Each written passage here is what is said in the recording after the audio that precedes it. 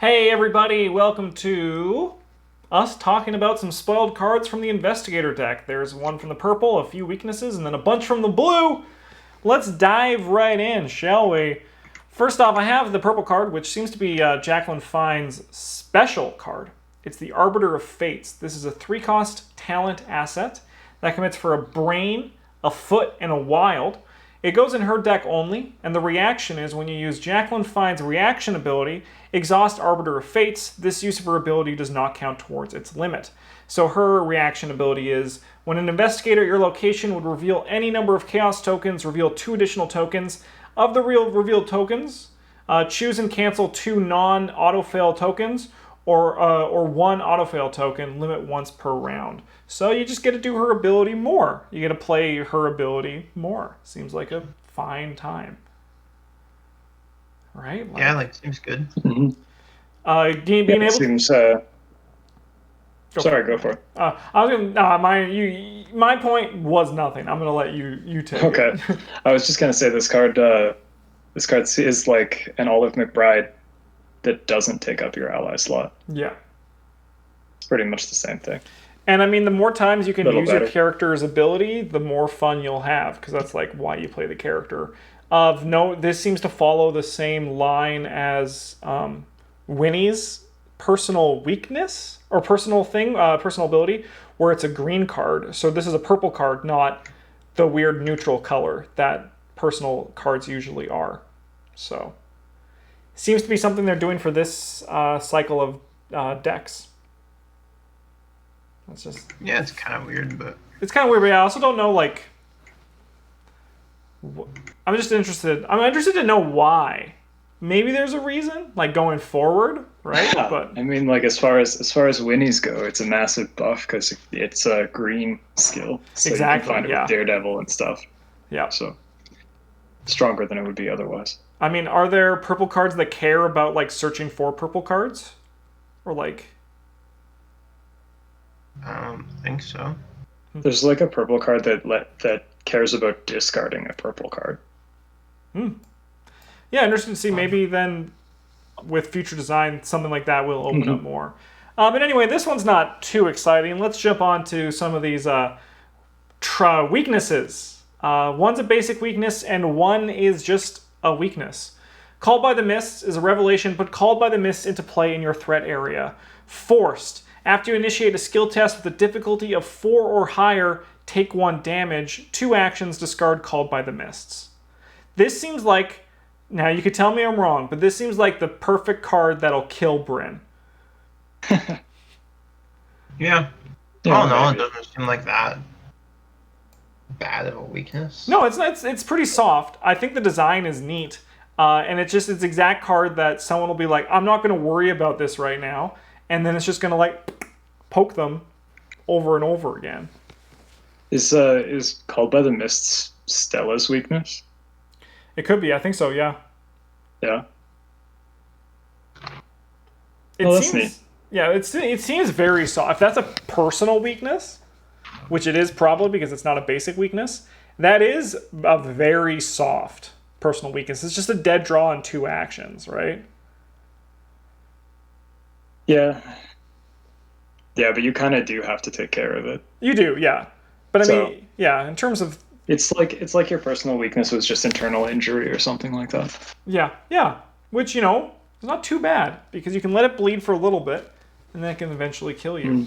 I suppose it also doesn't deal direct damage, so if you have, like, Jess Hyde as one of your friends... Oh, yeah, you could just... yeah. No worries. Yeah. Which, if it is Stella's weakness, then she probably could have Jess as a friend very easily, and then just no worries. We got Dark Future as well. Revelation, put Dark Future into play in your threat area. You cannot cancel or ignore just a symbol token, is probably the best way of putting it. Forced, at the end of your turn, reveal 5 random tokens from the Chaos Bag. If the Elder Sign symbol is revealed, you discard Dark Future. Bit weird. So this one's got to be Jacqueline Fine's weakness then, but that doesn't make sense because it's a basic. It's a basic one, yeah. So weird. Yeah, it's a weird one. It also seems a bit fiddly to me, having to do 5. It's a lot easier in person, though. When we're playing right now, how we're playing currently at a distance should not be how I'm tempering my expectations of this, because it's a lot easier for us to just reach into the bag in person and pull out 5 tokens. Yeah. But as a basic weakness, it does seem pretty... I'm actually looking at the numbers here. I want to get these bigger on these, because maybe the numbers can help discern this. They're both 3. The number... Oh, no, because this is one someone just made. They're not actually anything. By the way, thanks to the Reddit user whose name I don't know, I stole your images to use this. Thank you. But yeah, it does seem like it would be particularly difficult for Jacqueline, her playstyle, but as a basic weakness, I don't know. Maybe it's just... I'm going to pull up the actual image. The actual spoilers. Let me get the official stuff on here. Quote unquote official. No, both are just weaknesses. It does look like Dark Future would be for Jacqueline, because it has the same set symbol, yeah. And it's the next number. So that would be, yeah. So that's Jacqueline's, definitely. Yeah. Also, the name Dark Future definitely should have given it away as well, in retrospect, because she is a psychic after all. She is a psychic. So since Called by the Mist isn't a basic weakness, maybe that means that it's like something you get from upgrading a card or something like that, or it's bonded? No. So how they both are, Travis, I think, is these are just mock-ups made by someone, and they just had basic weakness on Dark Future. I think they are from Stella's and Jacqueline's weaknesses, respectively. Called by the Mist is Stella Clark's unique weakness.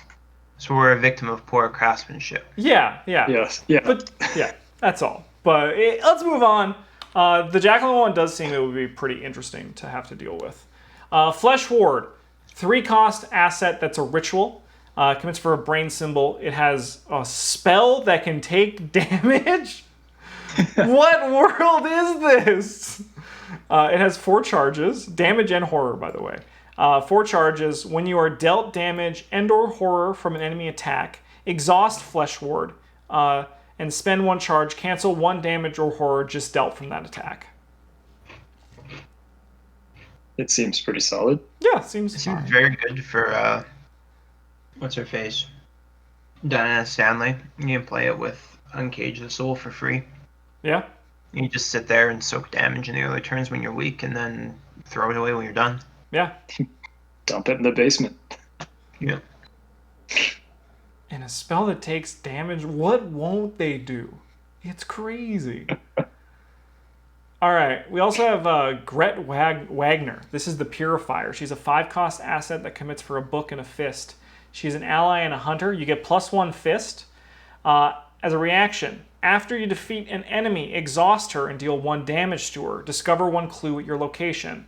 She has 3 health and 2 brain. She's like Roland, but not.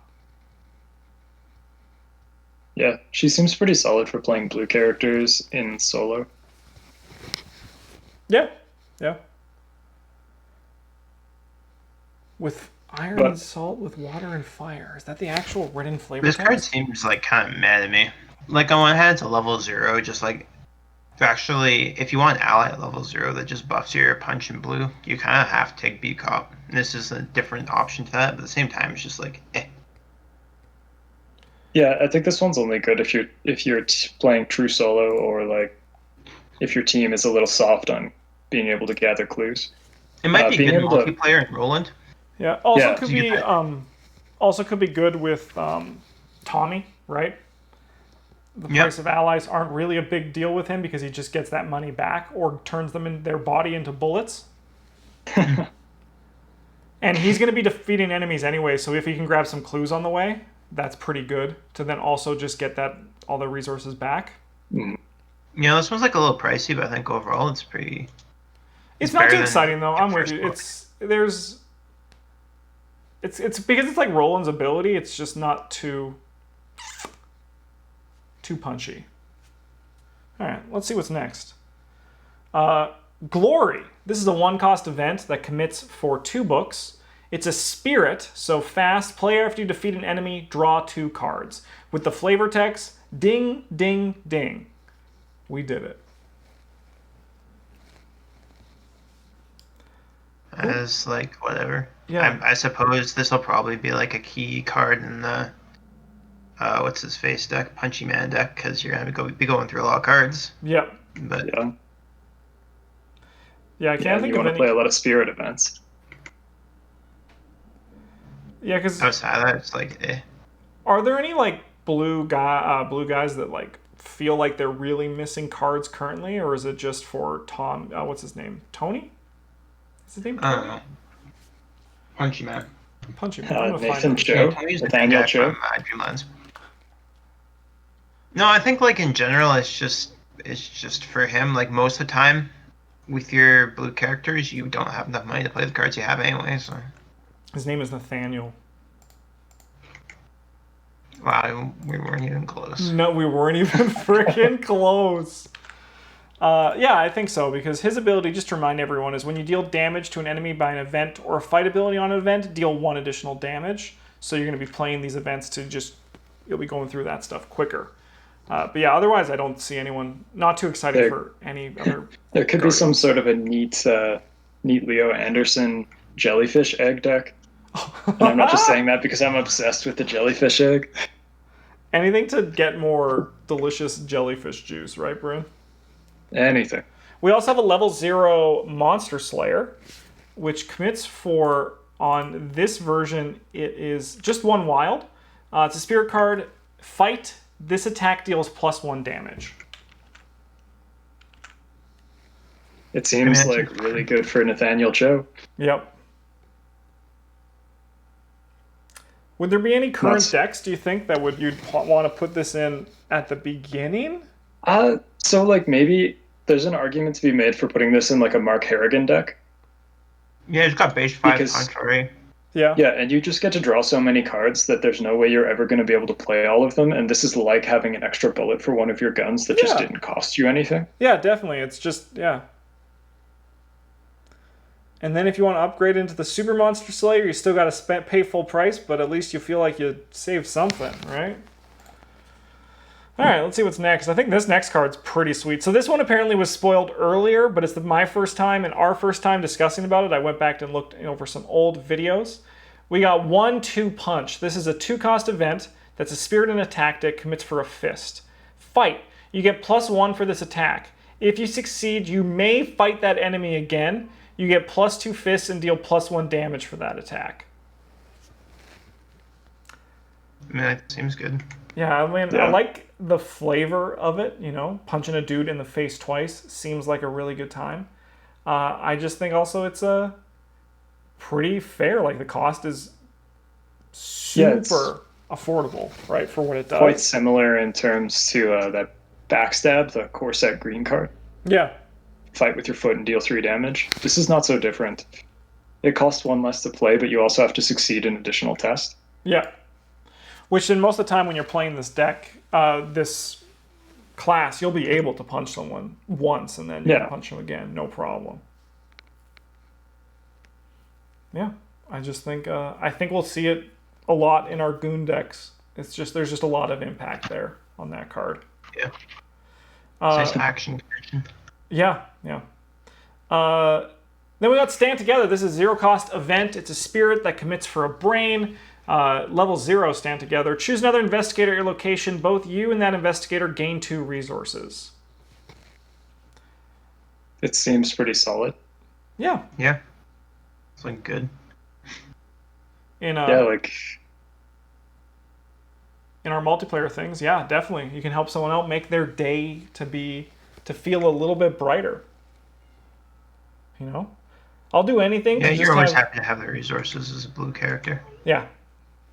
And especially because also, like, if you're, like, playing, especially, like, a 3 or 4 player game. In a 2-player, yeah, it's easy. You put this in and everyone's happy. But then also in a 3-player or 4-player game, when we play, like, Travis is usually playing expensive purple stuff. So giving him the 2 resources will probably be, like, there's just a lot of impact there as well, right? Yeah, the strange part about this card is that it's a little bit better in, like, not blue decks. Like, you want to give the resource to your blue character. Yeah. And there aren't very many people who can play, like, off-class blue. Mm-hmm. Yeah. Although I suppose if you're playing skids, you can play this card for free to just give somebody 2 resources. No, that's true. That's true as well. Yeah. All right. We got one slide to go.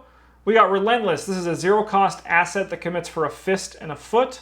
It's a talent. As a reaction, when you deal excess damage to an enemy, exhaust Relentless. Place that excess damage on Relentless. Wow, it's trample. As a lightning bolt, discard Relentless. Gain resources equal to the amount of damage on it. It makes you feel less bad about like using your guns and stuff on Garbo enemies. Yeah, I mean, like, it might be cool in some sort of a shotgun build. Oh. Where sometimes you are just randomly overkilling enemies because. Yeah. It seems like a lot of... I think Travis is right, where the only thing that really comes up is the fact that sometimes you have to kill weak enemies with a gun just to get your fist score higher, and this makes you feel less bad about it, but otherwise it's not... It's a bit too many... It's kind of like one of those perfect world cards where it seems like it can be really good, but in the end... But I mean, like, maybe just even 3 resources is good to get from it, right? Like, if it's just a really long-form emergency cache, but by then the game's probably over, to be fair, right? Yeah, I guess, like, if you're fighting with melee weapons, you're doing 2 damage, so every 3 health and 1 health enemy you fight just puts a resource on this. Yeah. You need to exhaust it too, but you're not killing that many enemies a turn anyway. I'm interested to see how it goes in practice. Right. I imagine when we get our hands on the starter deck, we're going to play with them as opened. Like, as we open them, I imagine that's what we'll do to give a... See how that goes. Yeah, probably. But yeah, it's not too... I'm just interested to see how it plays out before I really decide on Relentless. It doesn't wow me too much. But I've been wrong many times before. It's kind of my thing. Last but not least, we got Safeguard. This is a 2-cost asset that commits for a brain. It's a talent. As a lightning bolt, not as a lightning bolt, as a reaction, after another investigator moves from your location to a connecting location, exhaust Safeguard and move to that location. Seems solid. Yeah, I foresee this, especially in our playgroup, I foresee this card popping in quite a bit. It's basically like a blue Pathfinder, right? Like, Yep. Yeah. That's very good. Yeah, especially for the Goon and the frickin' Seeker. The Seeker will never be scared again, right? Like, I just think there's a lot. It's safer. It actually also, the flavor is really good too. I think it's really sweet. You have this little bodyguard following you around. It's sweet. The thing to be scared of is once the Goon gets a taste for action efficiency, why are they ever going to waste actions engaging enemies that are attached to your game? They'll just be like, hold still. Excellent point, Bryn. Excellent point. We already don't engage enemies, though. We just fire away. Yeah, we just trust each other. There's very much a like, yeah, I trust you. We know when it's time to engage an enemy, and it's rarely. It's rarely. Yeah, very rarely. I mean, in our recording today, I won't spoil it, but you right away you're like, let's swing, and then everything went everything on the first attack. It was fine. It did go fine thanks to some intervention, but it was it's how we do. It's how we do. All right, everybody, thanks for hanging out with us today. I'm excited to play with some new cards in this game. I'm also very excited to play this game in person again. I don't like playing it digitally, but you got to do it, right? You got to do it.